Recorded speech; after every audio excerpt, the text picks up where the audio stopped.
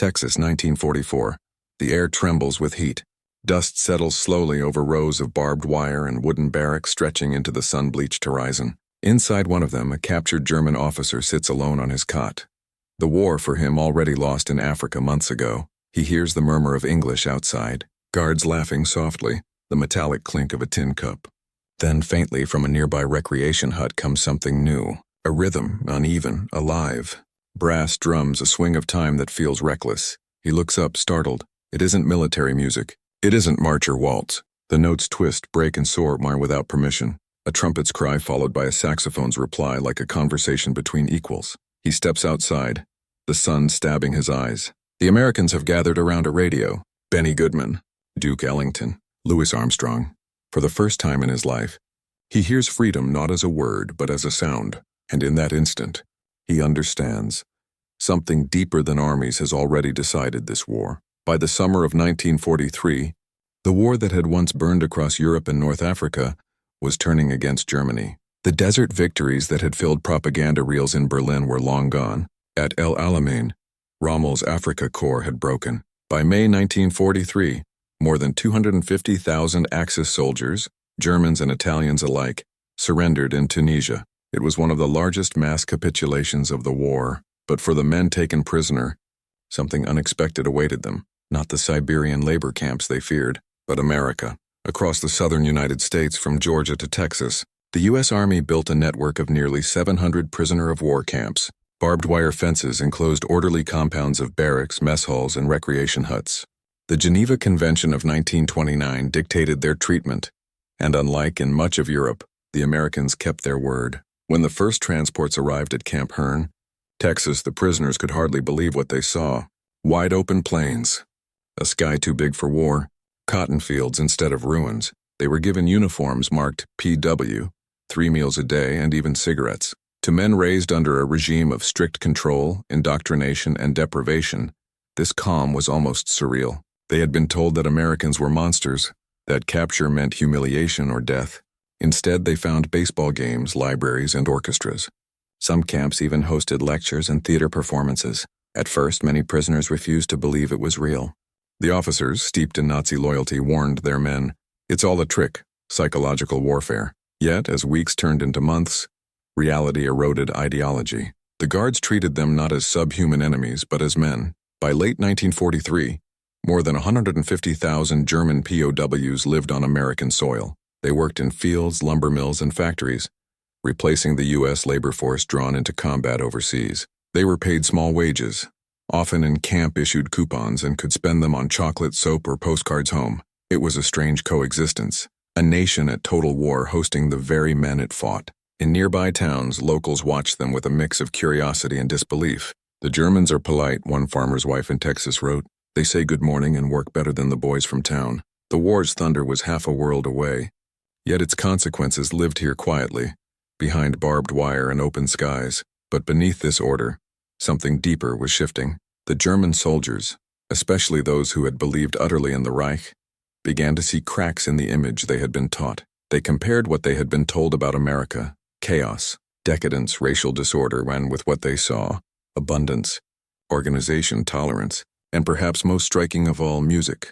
On Sundays, from loudspeakers in the canteen or radios tuned by guards, came the pulse of American life: swing bands, crooners, jazz ensembles carried by stations like NBC and Armed Forces Radio Service. At first, many German officers forbade their men to listen. They called it Neger music, Negro music, the slur the Nazi regime had used to condemn it. But curiosity spreads faster than ideology. Soon the rhythm began to seep through the fences, brass, drums, and bass lines drifting over the Texan heat. To some prisoners it was nonsense, to others something awakening. They didn't yet know it, but this sound, this unrestrained, improvisational language of freedom, would become one of the most powerful cultural weapons of the war. The trumpet that played outside that barrack in Texas was more than entertainment. It was proof that America's power wasn't only in its armies or machines, it was in its spirit. And for the men listening, even in captivity, that realization began to undo the war in their minds long before the guns fell silent. To understand what that German officer heard on that hot Texan afternoon, one must understand what jazz meant in 1940s America, and what it meant to fear it in Hitler's Germany. By the early 1940s, jazz was not just music. It was the pulse of an era. From smoky clubs in Chicago and Harlem to dance halls in Kansas City and Los Angeles, jazz had become the sound of modern America.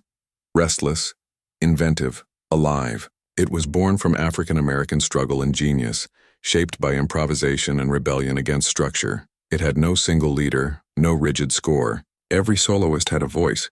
Every rhythm section challenged the rules. It was democracy in sound. This was precisely what made it dangerous to totalitarian minds. In Nazi Germany, jazz was outlawed as Entartete Musik, degenerate music. Goebbels' propaganda ministry declared it un-German, immoral, and racially impure. Saxophones were banned from official orchestras. Swing clubs were raided. Youth who danced to American records were labeled Swingjugend, swing youth, and some were arrested, even sent to concentration camps. The Reich valued uniformity, not improvisation. Marches, not syncopation. Obedience, not dialogue. In every sense, jazz defied fascism's central idea, control. Back in the United States, however, jazz was woven into daily life. It poured from radios in homes, cafes, and barracks. Stars like Duke Ellington, Count Basie, Benny Goodman, and Glenn Miller dominated the airwaves.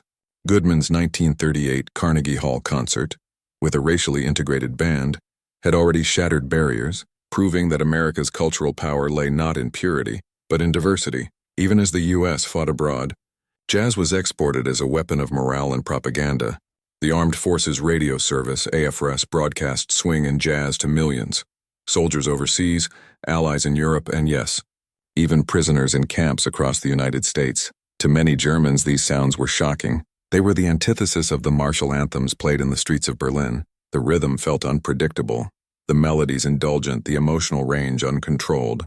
Yet beneath that chaos was harmony, collective, dynamic, democratic. In POW camps, such as those in Texas, Louisiana, and Oklahoma, American guards sometimes tuned in to evening radio shows. The prisoners could hear it too. The brassy laughter of trumpets, the warm hum of upright bass, the syncopated heartbeat of the drums. Some officers sneered, insisting it was cultural decay. Others, mostly younger men, listened quietly, fascinated. For them it was their first glimpse of a world they had been told was dying. Yet here it was, thriving. In several camps, musical instruments were provided under Geneva Convention guidelines for prisoner recreation. The Germans, many of them classically trained musicians, formed orchestras. At first they played Bach, Brahms, and Beethoven, but soon, American soldiers began lending them sheet music, swing tunes, jazz standards, and blues charts. Something extraordinary began to happen. The Germans started learning jazz. They played it awkwardly at first, their discipline clashing with improvisation, but slowly they felt the rhythm loosen their habits. They began to understand what freedom could sound like, unpredictable, shared, alive. Letters from prisoners later revealed the impact. One former Luftwaffe pilot captured in 1944 wrote after the war, "In America I learned that music could be free. It was not for the Führer or the fatherland. It was for the soul." What he expressed was not rare. Cultural exposure did what propaganda could not. It showed an enemy his reflection in another civilization's humanity. By 1944, as Germany collapsed under Allied bombing, these camps became quiet laboratories of moral awakening. The prisoners compared the distant thunder of a dying Reich to the laughter and music that filled the air around them. And for many, it was the first crack in a lifetime of belief. Jazz was not only entertainment, it was the sound of contradiction. It told them that the enemy they had been taught to hate was not barbaric, but free. That realization would only deepen when they heard it not from a radio but from a live band, in the flesh, in front of them. And that is where the story turns from background to revelation. Captivity does strange things to a man. It takes away the world he knew, but gives him too much time to think about it.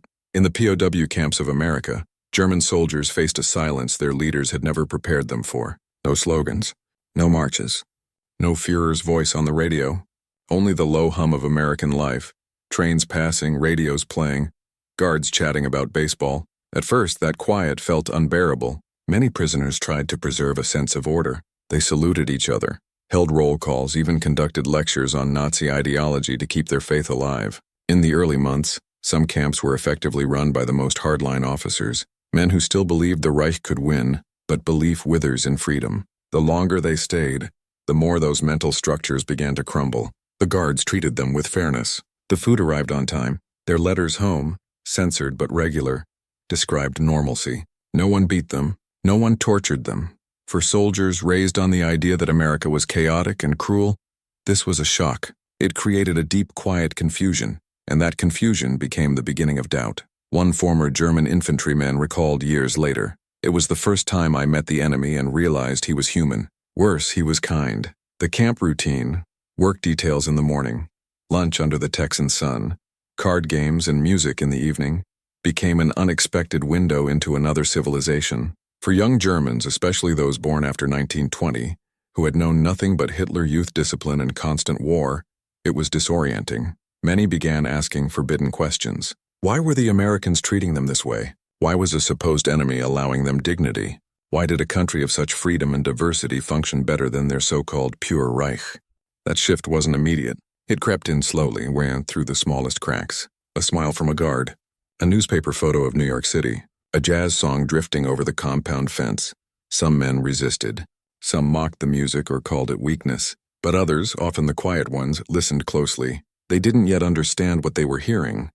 But something in the rhythm told them that life could exist without command or conformity. It was, in its own way, the first step out of the mental prison they'd been raised in. If the human transformation began with kindness, the cultural revolution began with sound. To an American ear, jazz was common. To a German soldier, it was almost alien. The Reich had taught them that true art was discipline, precision, and purity. Jazz was none of those things. It was born from pain and improvisation, from African American communities who had lived through struggle and made beauty out of chaos. That alone made it subversive. When German prisoners first heard jazz through the camp radios, they were struck by its energy.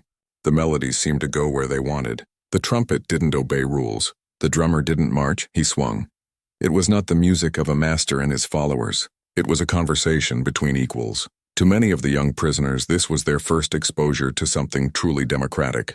Not in politics, but in sound. The freedom each instrument took reflected a social freedom they had never known. And slowly, that realization began to spread beyond music. The Americans who guarded them came from every background: white, black, Latino, immigrant, rural, urban, all sharing the same uniform. This diversity contradicted everything German propaganda had claimed about a fractured, decadent America. Yet here it was, functioning, disciplined, and confident. Music became the most potent symbol of that confidence. There are records of POWs at camps in Texas and Kansas, writing to their families about this strange, swinging music. Some even requested records or instruments to learn it. Others compared it to what they'd been told back home, and quietly began to laugh at the absurdity of those lies. A few camps even organized their own swing orchestras by 1944, blending German technical skill with the rhythmic looseness of American jazz. Those who played it described the experience as transformative. It demanded they listen to each other, to anticipate, to respond, to improvise. In that process, they practiced something that totalitarian systems suppress: empathy. Through jazz, they were accidentally learning democracy. This wasn't about politics or patriotism. It was about discovering a kind of life that couldn't exist under tyranny. For many, it was the first real glimpse of freedom, and it didn't come through lectures or leaflets, but through sound waves floating in the warm Texas air. And soon, that sound would lead to something even more profound: a direct confrontation with the symbols of their own defeated world. By 1944, Allied victory was not just being built on the ground, it was being broadcast. In Washington and London, strategists had long recognized that wars are fought not only with bullets and bombs, but with ideas. The Allies mastered the art of psychological warfare, and music became one of its most subtle instruments. The Armed Forces Radio Service, AFRS, launched in 1942, sent carefully curated programs across the world, to ships in the Pacific, to GIs in Italy, and to POW camps deep in the American South. Its signature sound was swing. In Germany, Goebbels' propaganda machine had demonized jazz, calling it Jewish Bolshevik music. But in America, the same rhythms filled every kitchen and barracks, lifting spirits through fatigue and loss. To the prisoners, this sonic contrast carried a quiet, devastating message. The Reich banned what the free world celebrated. Every note became a whisper of comparison. Every broadcast an unspoken question: who is really free? The technology itself, radio, gramophones, electric amplification, was modernity made audible. It represented a culture that thrived on invention, on creativity that answered to no master. For men trained to follow command structure down to the second, the very form of jazz, Improvisation, call and response, shared rhythm was revolutionary. It showed them a system that worked not because of fear, but because of collaboration. That was the quiet genius of America's cultural power. Without intending it, the nation's music had become a psychological instrument stronger than any leaflet drop. And while the German officers inside those camps might have dismissed it as noise, their younger soldiers were listening. Some even built makeshift radios, stringing wire under bunks to catch late-night transmissions from nearby towns. They didn't know it then, but they were tuning into the future of their own country, one that would rise again, not through conquest, but through culture. Ideology dies slowly, and never quietly. Inside the camps, loyalty to Hitler still burned among many officers. They created secret circles, enforced rules, and punished those seen as traitors. At some camps, those who openly admired American life were harassed or beaten by die-hard Nazis. But the tide was turning. Every time a prisoner heard the word liberty on an American broadcast, saw a guard treat a black soldier as an equal, or watched civilians walking freely beyond the wire, the Nazi worldview weakened. They began to realize that the very things they had been taught to despise, jazz, democracy, diversity, were precisely what gave the enemy strength.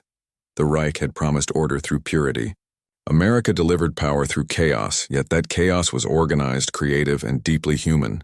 To many, it was the ultimate contradiction. Letters and diaries smuggled from camps after the war spoke of this awakening. One former officer wrote, "I came to believe we had built a prison inside ourselves. The Americans had found a way to live without it. That realization did not come through argument or punishment. It came through exposure, to laughter, fairness, and above all, rhythm." The sound of jazz became a mirror held up to their ideology. It showed them the absurdity of believing in racial hierarchy when the world's most powerful nation was dancing to music born from black genius. For the first time, many prisoners saw that the war was not just about territory, it was about what kind of civilization would define the modern world. At night, when the lights went out and the camp fell silent, men lay awake. The heat pressed down, the insects sang, and sometimes, faintly, a trumpet carried from the guard's rec hall. Those moments forced reflection. Some thought of their homes, now under Allied bombing. Others wondered if the Reich they'd served still existed in any real sense. For a few, guilt began to surface, not for losing, but for believing. Music can open wounds that propaganda cannot reach. A slow ballad or a melancholy swing tune could strip away the armor of ideology and remind them that they were still human beings, that they had loved, feared, and laughed before the party had taken those things away. In interviews decades later, several former POWs spoke of how jazz became associated in their minds with awakening. Not joy, but awareness. "When I heard the music," one recalled, "I felt something inside me loosen. I realized we had been marching in step toward nothing. It was not redemption. It was recognition. The first step toward it, and it wasn't only the prisoners who changed. American guards, too, began to see their captives differently. They realized that even the enemy could respond to beauty, could be moved by the same notes. In that shared humanity fought across barbed wire, across language, when something remarkable occurred.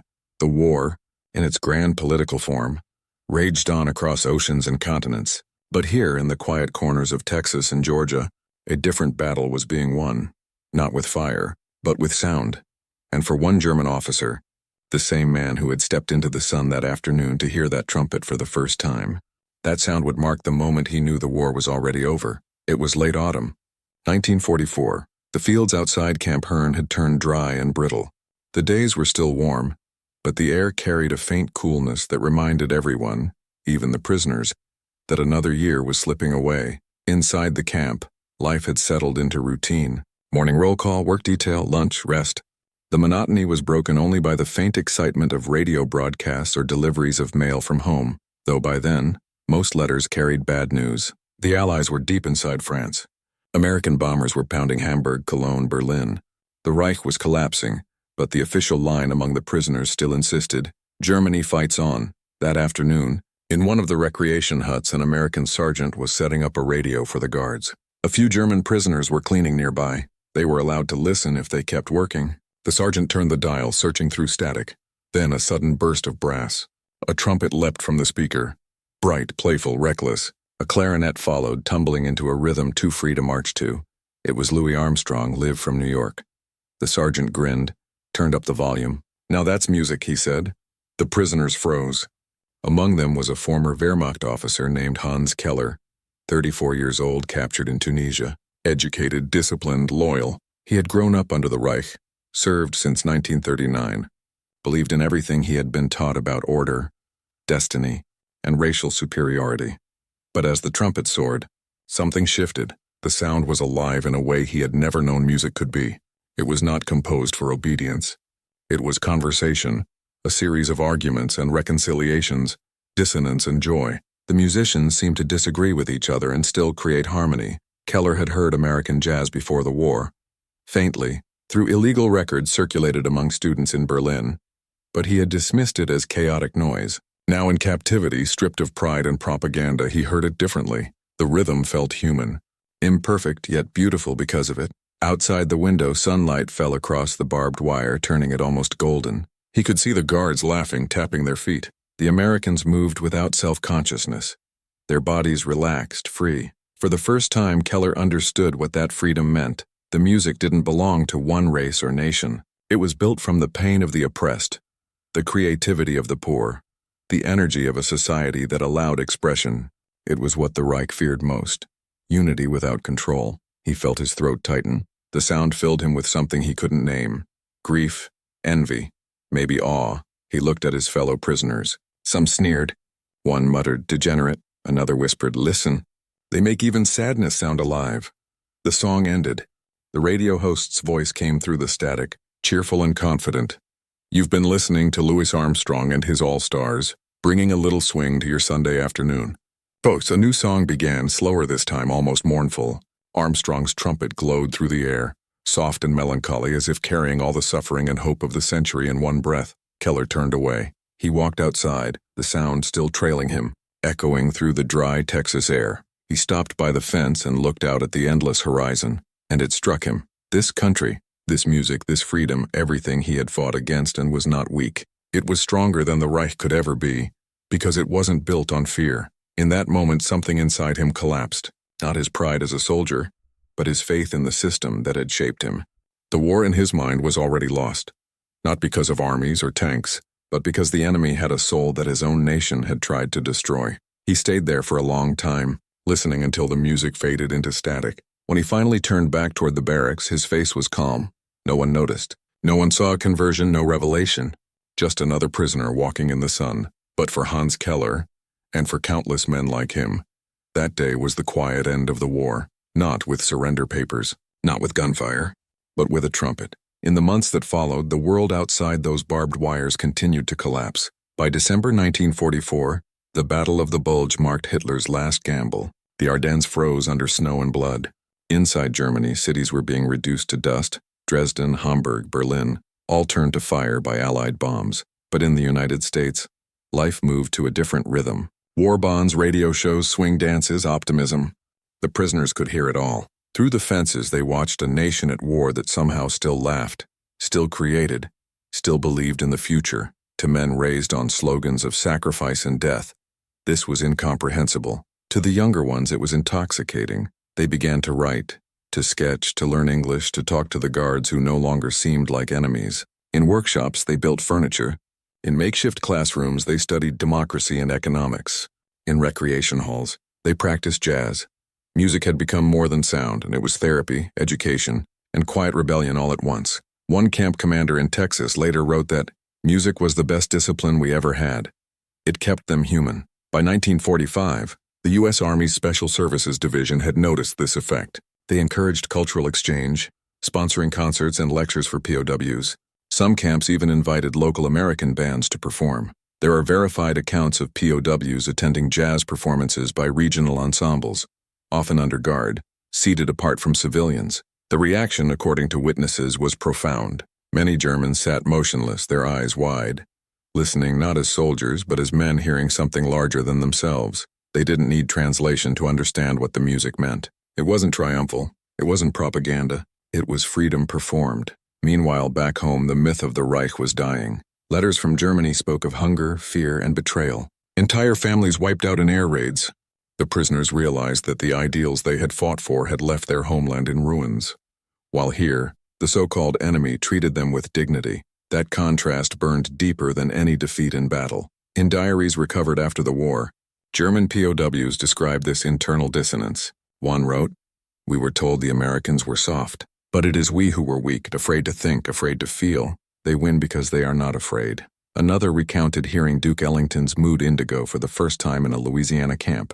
It sounded like sorrow that refuses to die, yet also refuses to surrender. I felt ashamed that we had tried to silence this kind of beauty. When the war finally ended in May 1945, and the news of Hitler's suicide reached the camps, there was no cheering, only silence. The myth was gone, and with it the meaning of their years of struggle. Some wept openly, others stared at the ground. But for many, the ones who had been listening, learning, and quietly questioning, the news only confirmed what they already knew. The war had ended long before Berlin fell. It had ended the moment they realized the world they were told to fear was, in fact, the world they longed to join. As repatriation began in 1946, ships carried tens of thousands of POWs back across the Atlantic. Among them were men like Hans Keller, their minds forever changed by what they had seen and heard. They returned to a homeland that no longer existed as they remembered it. Cities were ruins. The party was gone. Millions were dead. The survivors, disillusioned and lost, faced a moral void, and yet from that void, something new began to grow. The men who had spent years in American camps became accidental ambassadors of a new idea, that strength could come from openness, that culture could heal, and that freedom was not chaos, but harmony through difference. In the years that followed, many of them became teachers, artists, and civic leaders in West Germany. Some founded music schools. Others joined reconstruction efforts guided by the democratic ideals they had glimpsed behind barbed wire. The influence of American culture, jazz, swing, cinema, and democratic values spread rapidly in occupied Germany, accelerated by those who had lived it firsthand. What began as an accident of geography, captivity in Texas, became one of the most subtle but profound psychological turning points of the war. Because, when a German officer first heard Louis Armstrong's trumpet, he didn't just hear music. He heard defeat without humiliation. He heard the future calling from the other side of the wire. And he understood that empires die, but ideas and melodies can survive to rebuild what power destroyed. The war was over. The swastika was gone from public buildings, its banners burned or buried. The cities that once echoed with parades and speeches now lay in gray ruin. Hollow shells of brick and smoke. Germany had ceased to exist as a nation. What remained was occupation, hunger, and disbelief. For millions of soldiers held in camps around the world, the end came not as triumph, but as quiet disorientation. There was no victory to return to, and only rubble. In the United States, the great repatriation began. Trains rolled south and east, carrying German prisoners from camps in Texas, Oklahoma, Georgia, and Iowa to coastal ports. At New York and New Orleans, they boarded ships bound for Europe, some weeping, some numb, others uncertain of what home even meant anymore. The journey back across the Atlantic was somber. Many had grown accustomed to the strange civility of American captivity, the predictable meals, the safety, even the music. Now they faced an unknown world. When they disembarked at Le Havre or Southampton, Allied officers processed them for return to the ruins of Germany. They were thinner, quieter, and older than when they had left. They carried few belongings, a few photographs, a camp ID tag, maybe a scrap of newspaper or a hand-copied song. But inside them they carried something far more potent. A contrast. They had lived among the enemy and found humanity there. They had heard the sound of a free society, and they could not unhear it. Back in Germany, the shock was immediate. Cities like Cologne, Dresden, and Munich were unrecognizable. Entire neighborhoods flattened. Families gone, hunger everywhere. The Reich that had promised 1,000 years had not even lasted 13. The returnees faced suspicion from those who had endured the war at home. Some accused them of betrayal. Others saw them as lucky for having survived captivity in comfort. But the truth was more complex. Many former POWs found themselves haunted, not only by what they had lost, but by what they had learned. They had seen another way of life. They had met ordinary Americans, farmers, guards, mechanics, who lived without fear of the state, who spoke their minds, who laughed without looking over their shoulders. They had seen black soldiers treated with respect by white officers, something unimaginable in the world they had come. From that vision stayed with them. Historians later noted that German POWs held in the United States played a disproportionately large role in the moral and cultural reconstruction of post-war West Germany. They had glimpsed democracy in action, not through lectures or pamphlets, but through lived experience, and for many, that transformation had begun not in classrooms or church halls, but in the rhythm of a song. In Munich, one such former prisoner, a violinist from Hamburg, began organizing small jazz ensembles in 1946. He called it Musik der Freiheit, music of freedom. Within a few years, American officers in the occupation zone were sponsoring jazz broadcasts over German radio. Louis Armstrong and Duke Ellington, once condemned as degenerate, now filled the ruins of Berlin. The trumpet that had sounded through a Texas camp now echoed over the rubble of the Reich. But this was not imitation. It was translation. The music spoke to a generation that had lost its faith in ideology, but still craved meaning. It offered something to believe in again. Not power, not purity, but possibility. For those who had once stood behind barbed wire and heard jazz for the first time, the connection was deeply personal. They knew what it meant to hear freedom from the other side of defeat, and in their quiet way, they began to rebuild, and not just a country, but a conscience. The Germany that emerged from the ruins of 1945 was a nation stripped bare, not only of cities and armies, but of certainty. The old order was gone. The flags, the speeches, the ideology that had promised. Destiny had led only to death. Into that silence stepped a generation of men who had seen the other side. Among them were thousands of former POWs who had lived for years in the United States, their minds reshaped by unexpected exposure to fairness, kindness, and rhythm. They returned to a land where every institution had failed, and they carried with them fragments of a world that had not. In the occupied Western zones, the Americans began their program of re-education, not indoctrination but exposure. Newspapers reopened under strict neutrality laws. Schools taught democracy. Radio became a lifeline for ideas, and through those airwaves came a familiar sound: jazz. In 1948, Radio Frankfurt began airing jazz broadcasts sponsored by the American occupation authorities. Voice of America followed, transmitting across the Atlantic into German homes. The same trumpet tones that had once drifted over Texas barbed wire now filled the broken streets of Frankfurt, Hamburg, and Stuttgart. It was more than cultural outreach. It was rehabilitation through sound. Jazz embodied everything totalitarianism had destroyed: individuality, improvisation, respect for difference. Each soloist was free yet part of a collective. It became the perfect metaphor for democracy itself. Former POWs recognized it instantly. They became its first interpreters, its translators. Many who had played or listened in camps took up instruments again, teaching others, performing in ruins-turned cafes. Their bands bore names like the Hot Club of Cologne, Swing Society Munich, the Texas Prison Band. By the early 1950s, jazz had become a national symbol of renewal. German youths, born into rubble, turned to swing records and American fashions as expressions of freedom. It was not imitation. It was liberation. In the words of one cultural historian, where ideology had demanded obedience, jazz invited conversation. But the transformation went deeper than style or entertainment. It influenced the new West German character, skeptical of dogma, wary of authority, hungry for openness. Democracy, rebuilt under Allied supervision, needed emotional legitimacy. Jazz helped provide it. The former prisoners who had once listened through fences now worked in civil service, journalism, education. They brought with them a belief that freedom was not chaos but shared rhythm, that strength lay in difference. In 1952, a former POW named Carl Riedel, once interned at Camp Swift in Texas, organized a jazz concert in Munich dedicated to peace through sound. On the program were pieces by Glenn Miller, Count Basie, and Louis Armstrong.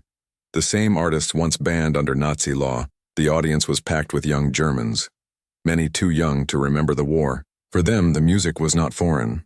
It was the sound of the new world they were joining. That concert became a symbol of something profound, that a nation could learn humility and even hope through the art of its former enemies. Armstrong himself toured Germany in the mid-1950s. In city after city, he was met not with suspicion but reverence. Crowds wept as he played, the notes echoing off the rebuilt walls of Hamburg and Berlin. Somewhere among those audiences, no doubt, stood former prisoners, men who had once heard him faintly through static and heat, behind wire and dust. Now free and unguarded, they heard him again, and perhaps in that moment, they realized how far they had come, from the certainty of ideology to the fragile, imperfect beauty of democracy. The trumpet that once marked the end of the war in one man's soul had become the anthem of a nation's rebirth. Germany's recovery was not built on jazz alone, but the music carried a truth deeper than politics, that the freedom to create, to disagree, to improvise, was stronger than any tyranny could ever be. History often measures victory in numbers, divisions destroyed, cities captured, treaties signed. But sometimes the true measure of a war's outcome lies in a single, unrecorded instant, a private realization that no historian can quantify. For one German officer in a Texas prison camp, that moment came not from a battle but from a trumpet. The day he heard jazz for the first time, he understood, perhaps without word, that the war was already lost. Not just the military struggle, but the moral one. The Reich had tried to control everything, thought, art, even rhythm, and yet here was a sound that refused to be controlled. Joyful, improvised, alive. It was the voice of freedom itself. That moment was repeated silently, thousands of times in the minds of men who came to see that their enemy's strength did not come from uniformity or obedience, but from openness, the courage to live without certainty. When they returned to a shattered homeland, they carried that understanding with them. It shaped how they rebuilt, how they raised their children, how they defined dignity in a world where ideology had failed. The war destroyed armies, but the music survived. It crossed oceans, mended wounds, and reminded both victor and vanquished that humanity's truest power lies not in domination, but in creation. In every note of jazz there was defiance, not the loud defiance of propaganda, but the quiet kind that keeps hope alive in darkness. It said, "You may silence voices, but not the spirit that gives them sound." 80 years later, the recordings still play. Armstrong's trumpet, Goodman's clarinet, Ellington's piano, each echoing across time, carrying that same simple truth that once pierced the silence of a Texas camp, that freedom, like jazz, cannot be forced. It must be felt, and perhaps that is how every war in the end is truly lost. Not when the armies fall, but when the defeated finally hear, in the music of their conquerors, the sound of a better world.